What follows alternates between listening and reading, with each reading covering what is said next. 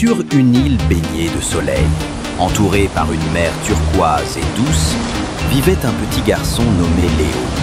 Il habitait une vieille cabane en bois avec son grand-père, un homme aux mains rugueuses et aux yeux pleins de souvenirs.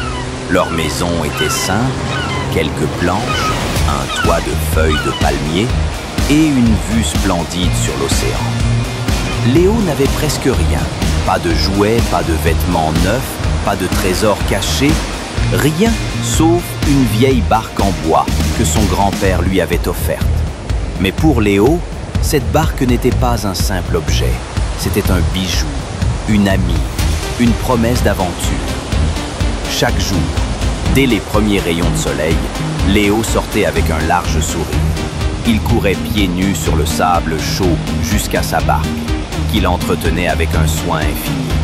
Il la grattait doucement, la ponçait, réparait les planches fendues et la peignait d'un bleu éclatant, comme le ciel d'été. Lorsqu'elle brillait au soleil, on aurait dit qu'elle souriait, elle aussi. « Tu es prête ?»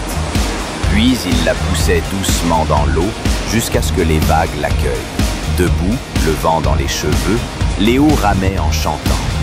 Sa voix claire se mêlait au clapotis de l'eau et les dauphins surgissaient joyeux pour danser autour de lui. Les dauphins l'adoraient, ils sautaient, tournaient, sifflaient doucement pour lui répondre.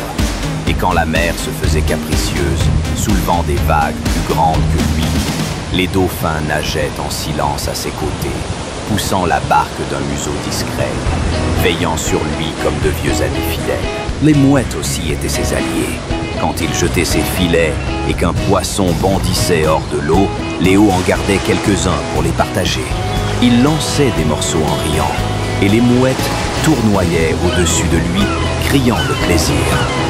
Et si parfois la mer semblait trop grande, trop vaste, et que Léo s'égarait, perdu entre l'onde et le ciel, les mouettes prenaient leur envol, tournoyant au loin, pour lui indiquer la route du retour.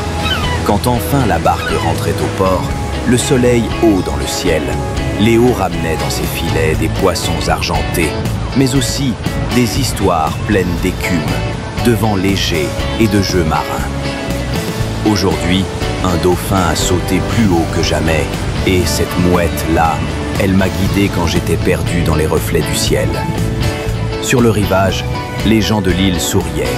Ils attendaient son retour, car Léo n'apportait pas seulement de quoi manger, il apportait de la joie. Il partageait ce qu'il avait pêché, racontait des histoires aux enfants et faisait rire les plus vieux avec ses chansons. Son grand-père, assis sous un cocotier, l'accueillait avec tendresse. Il prenait les poissons avec reconnaissance, mais ses yeux brillaient surtout de fierté. « Merci, mon petit », en caressant les cheveux salés de Léo. Et Léo, toujours humble, répondait avec un clin d'œil. « Ce n'est pas moi, c'est ma barque, c'est elle qui sait tout faire. » Mais au fond de lui, il savait que ce n'était pas seulement la barque. C'était aussi l'amour qu'il lui portait, son courage, sa gentillesse envers les animaux, sa générosité. C'était tout cela qui faisait que la mer l'aimait. Chaque soir, avant de dormir, Léo allait parler à sa barque. Il la remerciait, lui racontait sa journée et la caressait comme on caresse un ami. Et la barque, bercée par les vagues, semblait l'écouter. Sur cette île tranquille, entre ciel et mer, vivait un petit garçon sans richesse, mais qui possédait le plus grand trésor du monde, un cœur grand comme l'océan,